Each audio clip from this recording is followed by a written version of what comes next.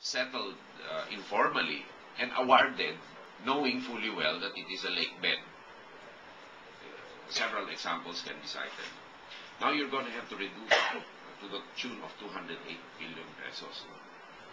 There was a metro plan in the 70s, but out of 327 recommendations, only one was followed, and that was the LRT, and they changed the lines.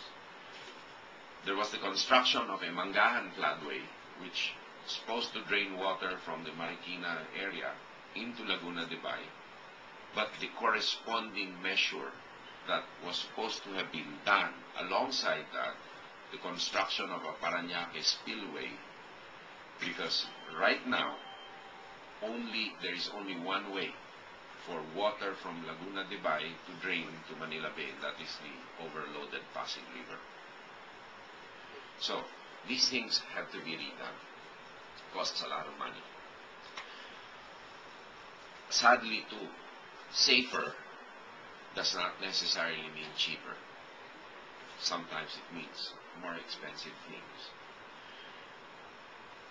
The model would be, in terms of adaptation, to live with the disasters. And the perfect example would be Candaba in Pampanga, where houses in flood-prone areas are really built on tall stilts.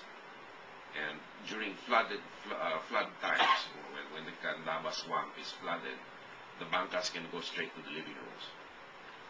Flood times, people make a lot of money through built-in fish areas. It's not flood, they plant rice on fertile soil, and when it doesn't really rain, they plant watermelons. So they have adapted, but that's the exception rather than the rule. So there are also other structural measures that need to be done. Number one is the creation of the new Philippine Disaster Risk Management Agency rather than the NBCC. Number two is to change the paradigm, because under the NBCC law, the local government units are the first and primary responders to any calamity. That's the law. However, we realize that there are two limitations. Number one, the different capacities of the different local government agencies.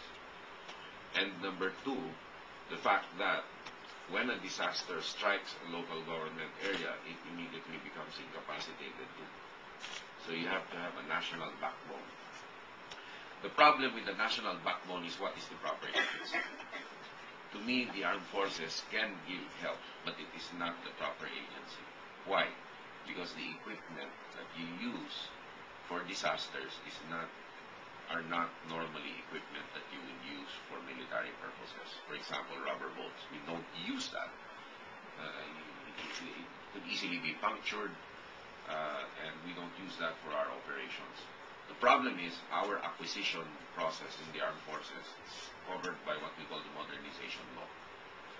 All that we can purchase is funded by what we call the modernization law and base proceeds from bases development.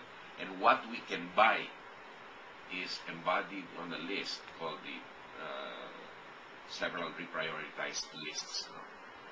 That is also approved by Congress. Outside that, we can't buy anything. The shanties over waterways. Why? It's a hazard. It's a hazard to children who are born there. It's a hazard to health. You have to relocate them. Now, will they take a hit? Naturally, because it's an uncertainty once again. If you relocate them, can they have a life? Will they come back?